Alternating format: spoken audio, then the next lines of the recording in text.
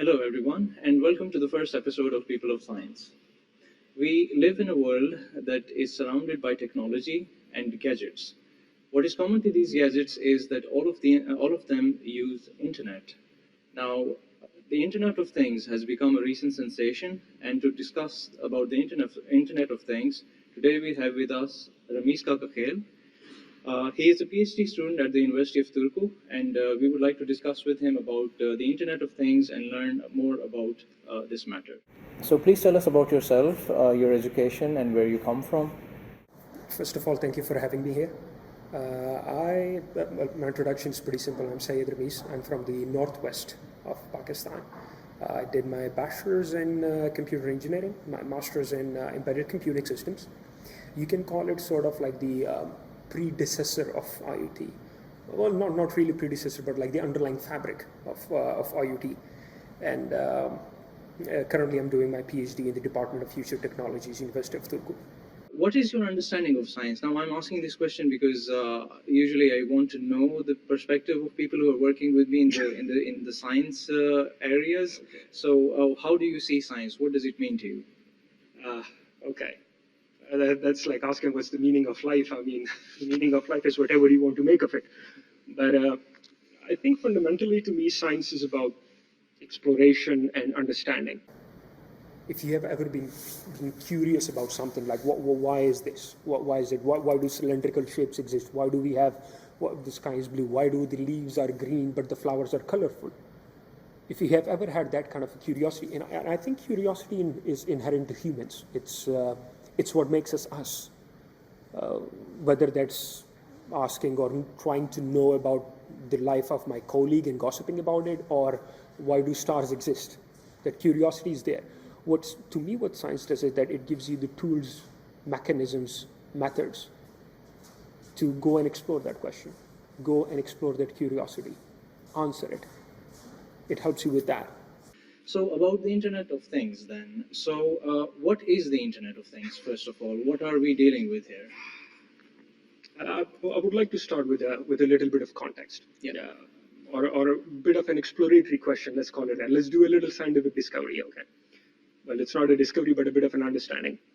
So, what is the internet now to the people, okay? If you want to communicate something, you go on the internet. You either send a WhatsApp message or you find your old friends on Facebook. If you want to entertain yourself or educate yourself, you go onto YouTube and you consume that information. You want news and updates about it, you go to the NewYorkPost.com and NYPost website, and you get the information from there. In any way you look at it, you see that it is designed for humans to either consume that information or produce that information. If you go to a community like Reddit or Facebook groups, it's the humans who are creating the content there. On YouTube, there are humans who are creating those videos for other humans to watch and consume. That's true. Yes. So that is the way the internet has been designed. That is the way the internet has been up until this point. And of course, it will be. And to make a bit of a distinction, okay, let's to simplify things, let's say that it is the internet for the people, by the people. Okay. Now, when you look at the internet of people, let's go and step into the internet of things. So that would, by correlation, that would mean that it is the internet for things or devices. So keep that little distinction in mind. And in essence, in a crux, that's all it is. Let's say we use the same internet that we use now, but now we connect devices to communicate and talk to each other, and then give us that information at the end of the day, instead of just being consumed in for the people. So in a very, very short, let's say one-liner, that would be it. Right. An internet or a way to connect and communicate to enable devices to communicate instead of just humans. Right. So apparently devices are talking to each other these days. Way more than you would think. Right. Yes, sometimes I wonder if they are talking to each other more than human beings are. So soon they will be. Yes. Right. So one thing that I've seen people ask a lot is whether these things are secure. So if I have, for example, like an Internet of Things going on at my home, and I'm definitely sure that I have, even though I may not be aware of that, but is it secure in the sense that is it possible to breach that internet and try to sort of isolate my sensitive information? I think you have stepped up on a very good point here when it comes to security. I think that's biggest one of the biggest concerns, security and privacy. And coming back to your question, should you be concerned? Yes, absolutely, absolutely, you should be. Hopefully, not in the near future, but for the moment, yes. Previously, for example, let's say you had if you were worried about security, you had a computer at home and you were worried about the security of that computer. Now you have to be worried about the security of your toaster and microwave oven. In fact, I know some startups who have added Wi-Fi and network connectivities to frying pans. To me, that's a waste of IoT, but that's just my opinion. And now you have to be worried about the security of your frying pan. I would say that we have been so enthusiastically and very proactively or strongly approaching the IoT one that we want it to be spread, we want it to be everywhere, that I don't think security gets attention, but not as much as it should. Okay. Yes. Right. Right. So But it is my very toaster, important because, yes. yeah, so my toaster can now mess up not just my toast, but also my security somehow. Yes, your Okay. toaster is now a target. Okay. Well, as scary as it sounds, let's hope that is not the case. So, how expensive is the Internet of Things? Because I think because we come from a developing country, Yes. we both are from Pakistan, and to implement things like the IoT, it usually takes a lot of money. So, how expensive is the implementation of this whole concept?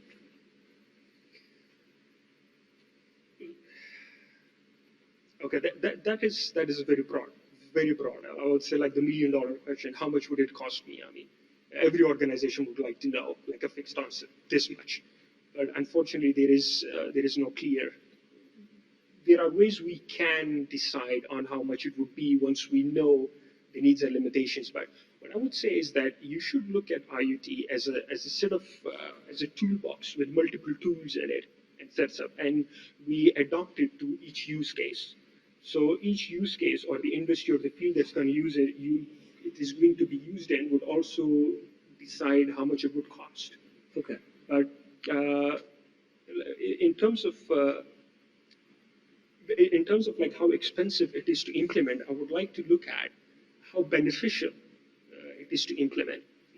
But if you are outsourcing it, of course, it goes to the other side. So you would have to look at the cost benefit in each case, in each area, in each field that you are looking at, and see whether it is actually worth it. Yeah. Not just in terms of future revenue, but globally. And if we look at a few numbers, I mean, it's very astonishing. I mean, McKinsey says that the amount of value that it would create by these kind of service exchanges and improvement in the quality of life and improvement in the quality of processes and industrial automation, they expect it in the next 5 years, it's 6 years, to be about 3.1 to $11 trillion, depending upon how it goes. Okay. Right. So the total amount of value generated is huge. Yeah. And of course, a part of that is cost.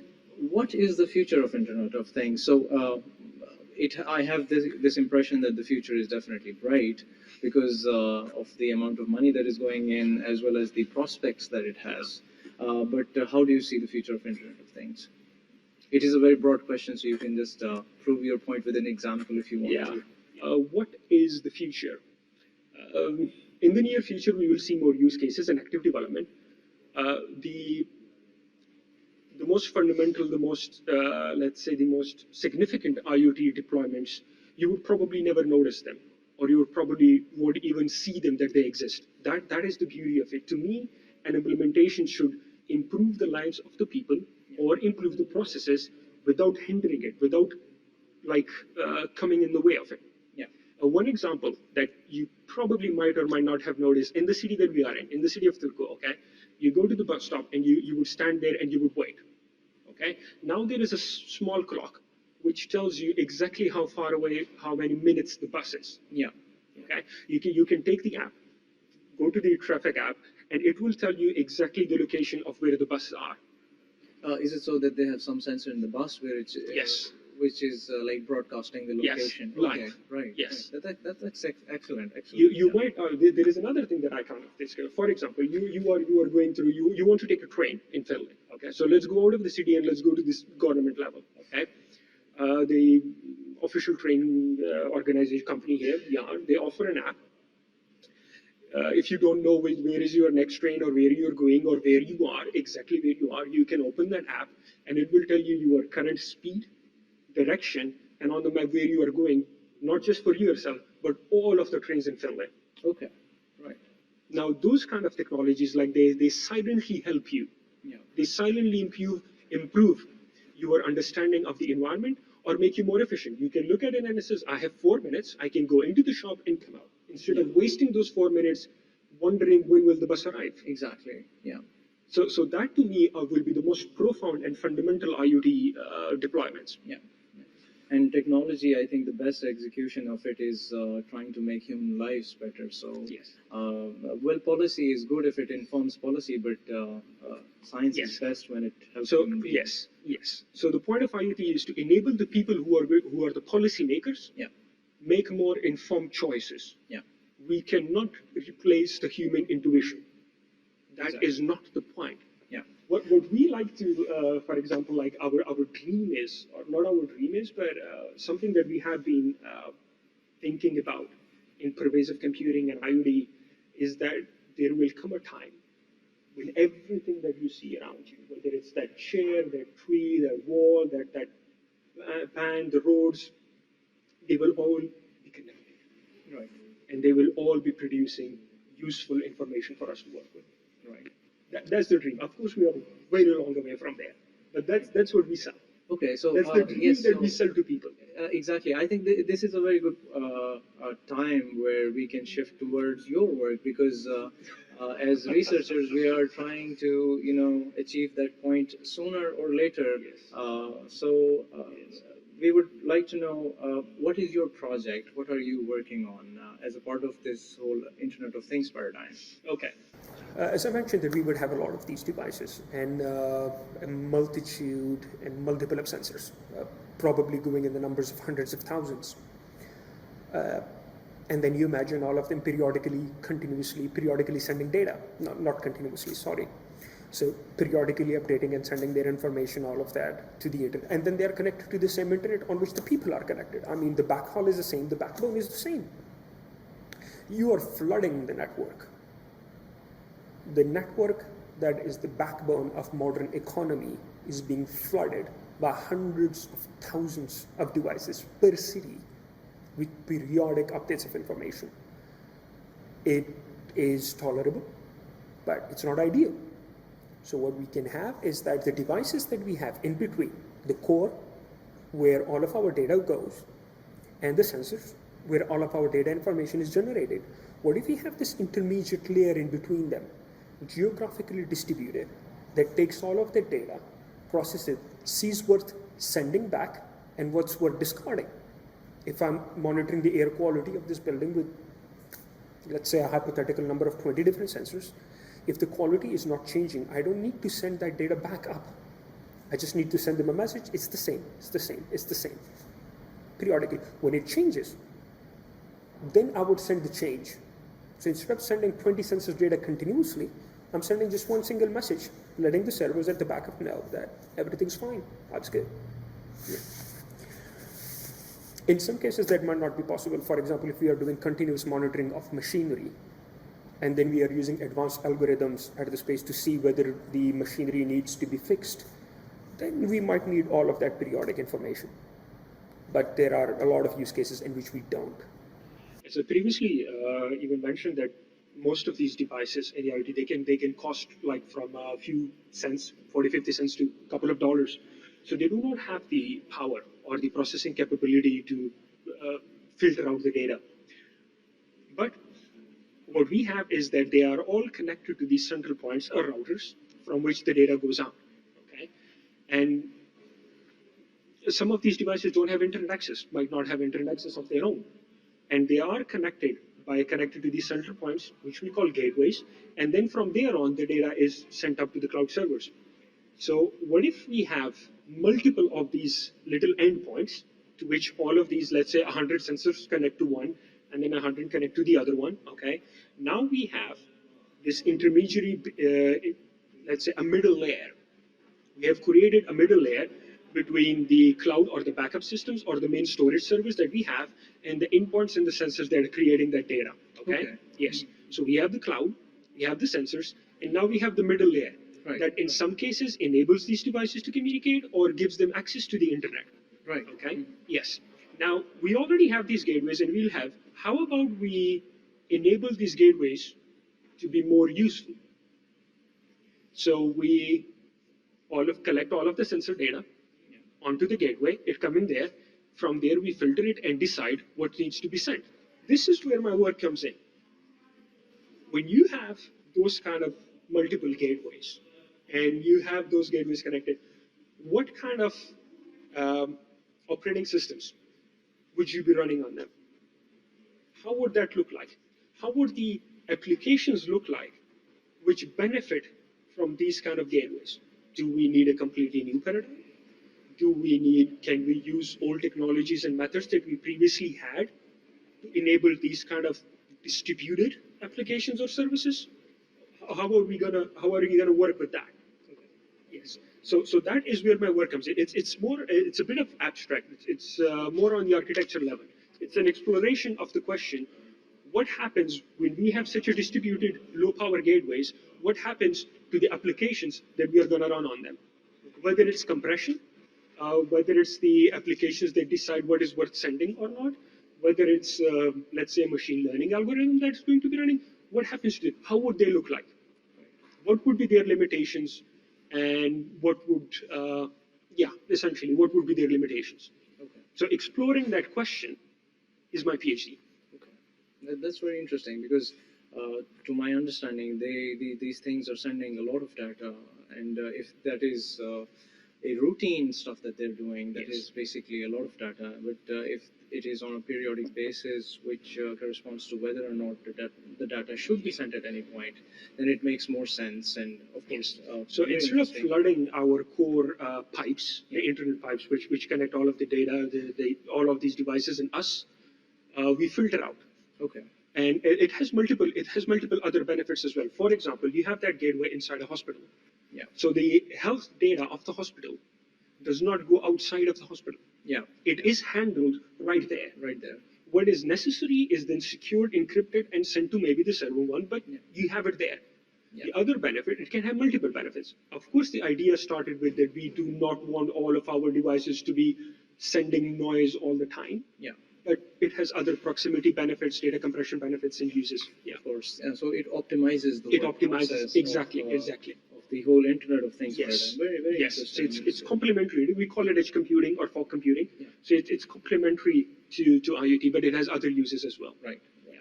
Okay. So you have the data that is the most important at any time. So it better lets you better decide what to do with it. Yes. Right. So how are you doing this? How are you conducting this process? With that, I mean, what are the set of observations that you're recording, for example? What are the set of observations that I am recording? Two things. As I said, that there will be multiple applications that might be running. So what are those? Okay. Yes. What would those applications or services need in terms of computing power or RAM or electrical power from those gateways? Right. And then the third question is, now that we know what those applications are, what are their requirements, how do we manage that? Okay. Autonomically by itself. It can't be a human managing all of those hundreds of thousands of devices. Exactly. So how do we autonomically manage that? Okay. Yes. Right. Okay. Very. So very broad questions, but interleaved. Right. So the endpoints that you're looking at is how to make this whole process happen in a manner that is the most convenient and. Yes. Okay. Right. And also learning from previous paradigms instead of completely changing everything. Okay. Yeah. Right. I don't want that. Right. Of course, we don't want that definitely because it's cool. It's cool and it's nice, but it's not good for its adoption. Yes, exactly. Yeah. That is true. And since we've discussed already that it is an expensive thing to do, then yes, it makes a lot of sense. So, in the major heading of the Internet of Things, how does your work play out? With that, I mean, what is the significance that we can expect from the work that you're doing? As I said, my work is complementary. Of course, I would like to say that it's exceptionally fundamental, and I don't know, IoT would not exist if my work does not is there, and but that's not the case. We can build IoT systems with what we have, but it's not efficient. It's not cost effective. It's not network effective. It's not bandwidth effective. It's not power efficient. If we want to have all of these, then we need some form of a way to make it better, to make it more efficient, to make it more cost-worthy, deployment-worthy, easy to manage. And that's why we need these intermediaries who interact with these sensors, manage them, process them, handle them. They handle the data. And then we need a way to manage these intermediate points. So I would say that yes, it is exceptionally important to IoT, but it's not crippling. It's fundamental. It's complementary. Well, let us approach now the final things that we would like to talk to you about. There is a lot of stigma around being a PhD candidate recently. People are like really conscious about getting into the whole PhD process, and well, it's a lot of stigma, and people are worried whether it is going to work out or not. So how do you see your experience as a PhD candidate up till now?